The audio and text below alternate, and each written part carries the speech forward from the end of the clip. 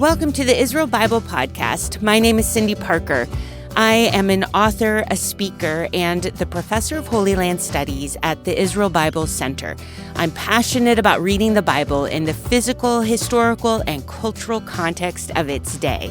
In this podcast, I'd like to invite you to join me as I sit down each week with other faculty members of IBC to discover new aspects of the Bible. These are some of my all-time favorite dialogues because as a modern audience reading an ancient text, we know that the Bible does not need to be rewritten, but it needs to be reread.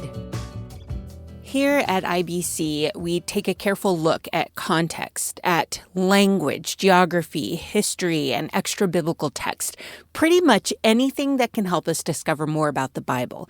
And not that long ago, 3 of us on the IBC faculty decided to have a conversation about the role of archaeology in studying the Bible.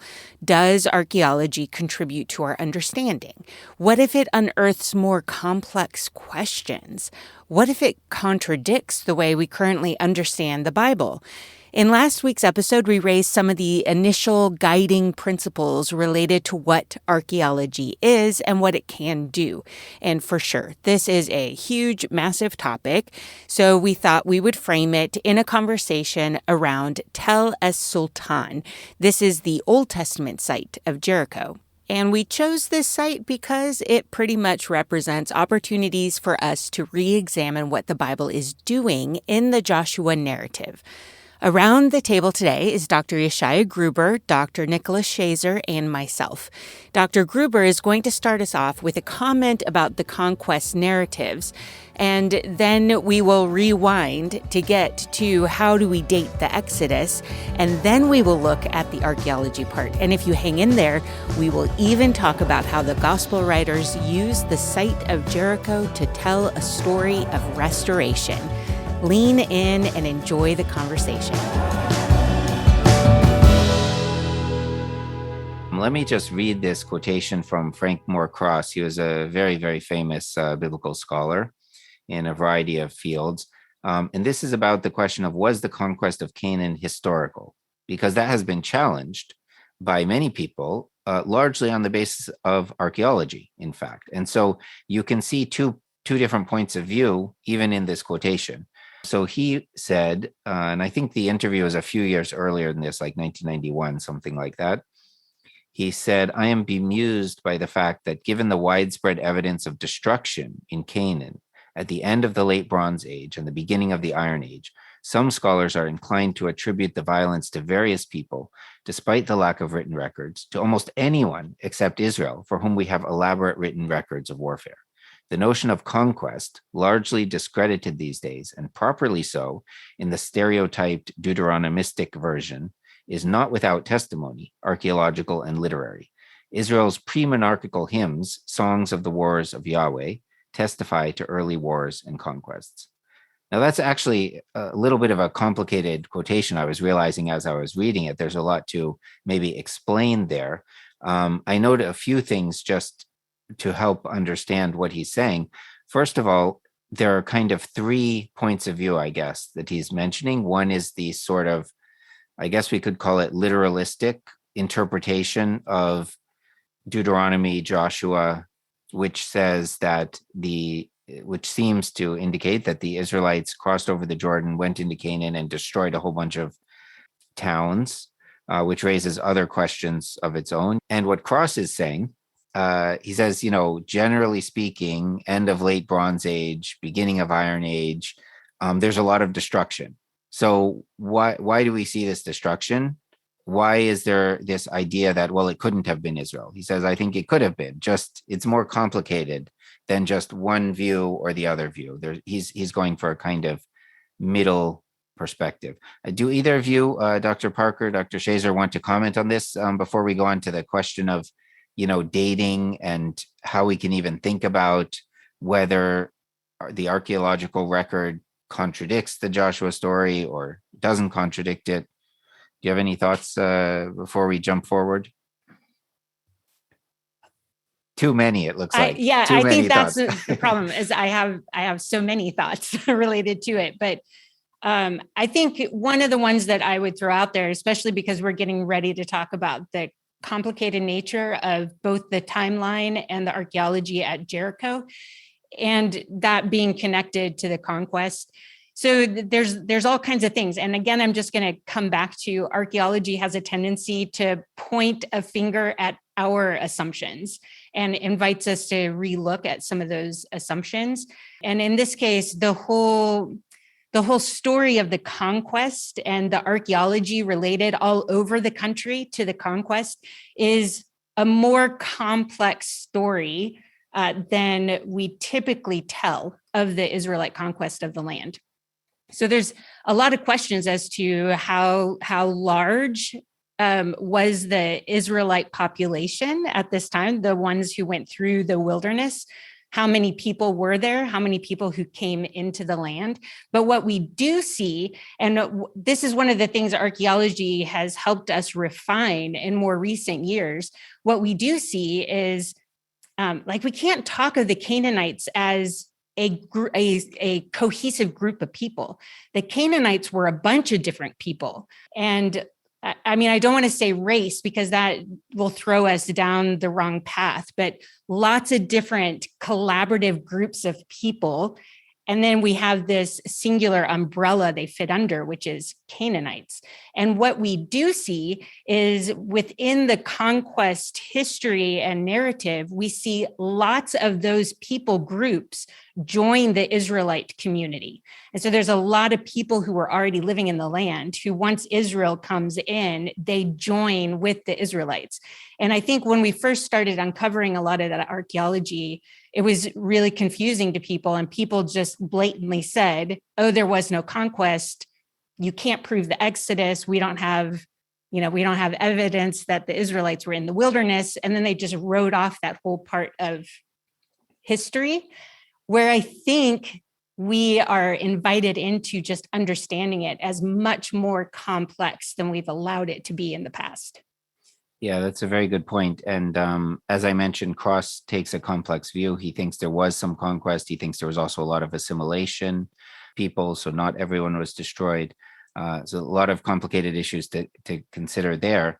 But it makes a difference also when you think the Exodus was. If there was an Exodus, because that's another point that has been challenged by some people. But there's a big difference between different timelines. I am just going to jump in here with a relatively short explanation of the two primary ideas about how to date the Exodus. And it is very tricky because Egyptian records give us no indication to help. The original thinking comes from 1 Kings 6:1, which mentions that 480 years after the Israelites come out of Egypt, Solomon built the temple. So it seems quite straightforward, unless you've ever heard Dr. Nicholas Schaser talk about stylized numbers, of which 480 is a prime example of that. But if we're just reading 480 as 480 years, and the temple was built in 966, then the Exodus would be around 1444. This makes Thutmose III the pharaoh during the days of Moses. But Exodus 1:11 says that the Hebrews built Pithom and Ramesses, the store cities for Pharaoh. Well, Thutmose III, although he did have a few building projects in the Nile Delta region, he was certainly not known as a great builder. In contrast, Seti I had some building projects completed by Ramses II. And during this time period, we also have papyri that mentions people making certain quota of bricks daily, although not having enough straw to do so. If we go with Seti I and Ramses II, this timing would make the alternative or the late Exodus date around 1270. Now, when it comes to our conversation in this episode about Jericho, this means when we start peeling back layers of archaeology, you want to see a destruction layer around 1400 for the early date of the Exodus, or 1230-ish for the late date of the Exodus. And so now that you have the general framework available, let's get back to our conversation. Who dug at Jericho, and what did those archaeologists conclude? The first time we get written documents of people talking about this particular tell is Jericho was Captain Charles Warren in 1868. He's famous for lots of archaeology up in the city of David in Jerusalem. And then we get John Garstang. So he's digging, right? It's like we have the fall of the Ottoman Empire and the beginning of the British Mandate. And this changes how people are allowed to do archaeology in the land of the Bible. And John Garstang was a part of that wave of archaeologists. So he dug for 6 years. He was not known for being meticulous or taking very good notes. In all fairness to him, the standards hadn't really gotten to where they are right now by his time period, but he was a little bit sloppy. And he dug a small portion of the northern part of the tell, and he found a stone wall, and he found a portion of a wall that had collapsed, and it seemed to date that 1410 time period. And that's when we get the Garstang found Joshua's Jericho. We know for sure, period. Everyone was super excited about that. And then we get Kathleen Kenyon, who comes. Kathleen Kenyon is an enormously brilliant contributor to archaeology. She and some of her digging partners are the ones responsible for changing the methodology of archaeology to make it more precise that we have now. But she was a brilliant archaeologist. At Jericho, she dug a trench. So it's like taking a massive slice out of the layer cake. The purpose is then you have all of the time periods exposed down the face of the trench.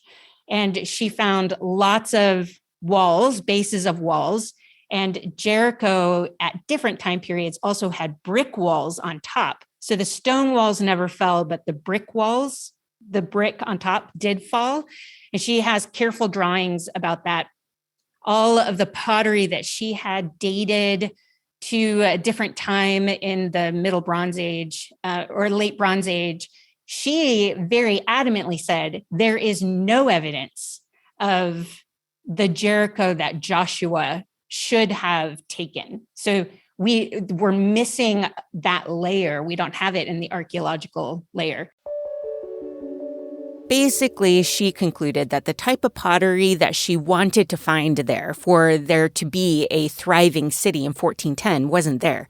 And so therefore the walls Garstang found were probably an earlier Jericho, suggesting then that there was a huge vibrant city, but it was likely destroyed by the Egyptians as they stretched their influence over important areas of Canaan, and that city was not rebuilt and did not exist until after the time period of Joshua. And then after Kathleen Kenyon, we have Bryant Wood. Now, he's an American. He was trained as an archaeologist. He never dug at Jericho, but he was interested. He holds a very conservative interpretation of the Bible. And for him, he was adamant that there needs to be a Jericho that dates to Joshua.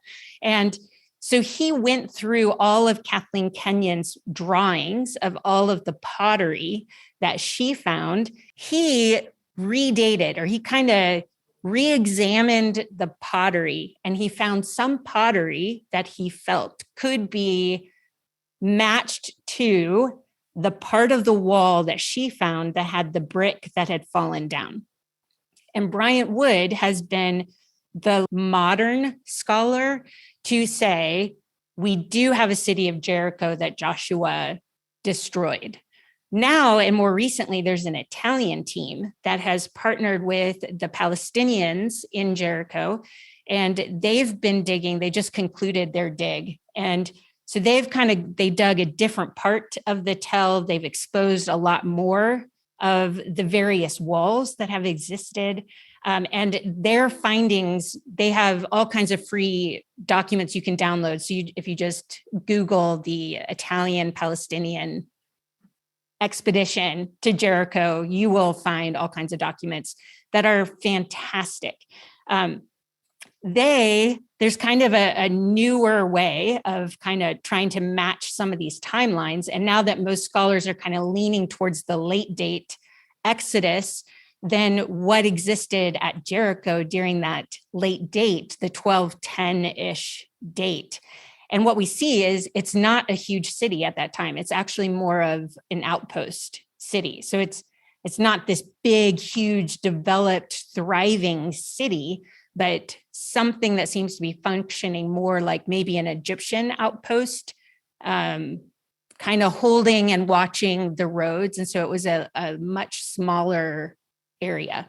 So it's confusing because we've been like, we found Jericho. No, we didn't find Jericho. We found Jericho. No, we didn't find Jericho. And now we're left with something that is demanding us to be a lot more careful about the dating of all kinds of things. So I'll say one more thing, because also as we start looking at beyond Jericho, and as we start thinking of Joshua and Judges, and Joshua has this great valiant, we go into the land, we take Jericho, and then there's a southern campaign and a northern campaign, and it reads like, and they've taken the land in one generation. And then you start the book of Judges and you realize there were a bunch of places, there's a bunch of territory where the Canaanite cities were too strong and the Israelites never took it. So in all of this, and I'll conclude by going if we're reading these stories really carefully, what we find in the text is there's only 3 destructions of cities or outposts. Jericho, Ai, and Hatzor are the only ones where the text explicitly says that they raze it to the ground, right? That they're destroying the city. Those 3 places, not with Jericho, because we're missing that burn layer, some sort of destructive layer. But at Ai and at Hatzor, we have a burn layer that we can date to that time of Joshua if we take the late date Exodus, if any of that makes sense. So all to say, there's a missing destruction layer at Jericho, but if we widen the scope, and if we're willing to live with a little bit of mystery as to what was going on at Jericho, we're still watching the bigger story play out in the archaeology across the land. Fascinating. And thank you for that careful, cautious explanation, because I think that really is the lesson here of all of the changing archaeological interpretations and biblical interpretations. We should be a little cautious and humble about our assertions. Nick, you have found some really interesting textual connections. We talked about recapitulation a lot, and what that means is the ancient Israelites had a view of history, and actually we can see it playing out in the biblical narrative itself of things moving forward in history, but also moving forward cyclically in a circle. So it's like kind of like spiral direction, like this going forward. And nowhere is this more interesting than the fact that Israel as a people, when they get into the land of promise, into the land of Canaan, later to be called Israel, that they come through Jericho first. Well, Jericho is also where they get kicked out of the land, very famously, according to the prophet Jeremiah. And then there are parallels to the Jeremiah story elsewhere in historical books. But I'll just do this quickly. Joshua 6:24. So they burned the city with fire and everything in it, only the silver and gold and the vessels of bronze and iron they put into the treasury of the house of the Lord. What they've got is a treasury, a grouping of like valuable pieces that they have put together. And ultimately, that treasury goes into what will become the temple in Israel. Now, in Jeremiah's day, King Nebuchadnezzar and the Babylonians, here called the Chaldeans, it's just another name for the Babylonians, they sweep in to the plains of Jericho and they oust the current King Zedekiah. And here's what the text says. Now, notice the similarities here. The army of the Chaldeans, that's the Babylonians, pursued the king and overtook Zedekiah in the plains of Jericho. And all his army was scattered from him. And they captured the king and brought him to the king of Babylon. And the king of Babylon does what? Burns the house of the Lord. The Israelites had burned the city of Jericho coming in. The king of Babylon burns the house of the Lord coming out. And the king's house and all the houses of Jerusalem. So it's the exact same scenario of burning the city of Jerusalem. But in this case, Jerusalem has become Jericho, which is really a big theological thing. Every great house he burned down, and the pillars of bronze that were in the house of the Lord, the Chaldeans broke into pieces and carried all the bronze to Babylon. What was of gold, the captain of the guard took away as gold. What was silver, as silver. So what we've got here are the Babylonians taking the bronze and the gold and the silver and the valuables out of the house of the Lord, the temple in Jerusalem, burning the city and completely unraveling what the Israelites had done to get into the land in the days of Joshua. So this truly is positive versus negative. It's coming full circle now. And Jeremiah really wants you to understand that similarity and the main difference. So they come in Jericho, they go out of Jericho. Another interesting thing to note from a New Testament perspective is Jeremiah 52:11, which says this, that Nebuchadnezzar, the king of Babylon, put out the eyes of Zedekiah. So he cuts his eyes out and he binds him in chains, and the king of Babylon took him to Babylon and put him in prison until the day of his death. So the putting out of the eyes of Zedekiah occurs in the plains of Jericho. Having that information is very interesting because in Mark, and there's a version of this in Matthew, that Jesus heals the eyes of a blind person in Jericho. Here's what Mark 10 says. And they came to Jericho, and as Jesus was leaving Jericho with his disciples and a great crowd, Bartimaeus, a blind beggar, the son of Timaeus, by the way, Bar in Aramaic just means son of, so Bartimaeus means son of Timaeus. This blind person was sitting by the roadside, and when he heard it was Jesus of Nazareth, he began to cry out and say, Jesus, son of David, have mercy on me. And Jesus stopped and said, call him. And throwing off his cloak, he sprang up and came to Jesus. And he said to him, Rabbi, let me recover my sight. And Jesus said to him, go your way, your faith has saved you. Your trust, your pistis has saved you. And immediately he recovered his sight and followed him on the way. So in this singular entrance into Jericho, according to Mark's gospel, what does Jesus do? Restores the eyes of someone. So what is Mark trying to tell us? In Jesus's miracles and his healing ministry, he is restoring the people of Israel. He's restoring the brokenness that occurred at the exile, and he is reconstituting the people of Israel in his own healing work.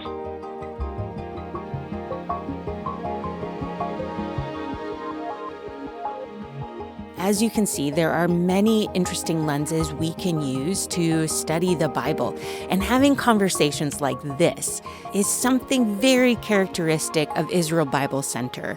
If you like these kind of conversations but are not yet connected to the vast resources of IBC, consider enrolling as a student. From the context of your own home and at your own pace, you can take classes, and within a year or shorter, depending on how absorbed you get in the classes, you can earn a certificate in Jewish context and culture.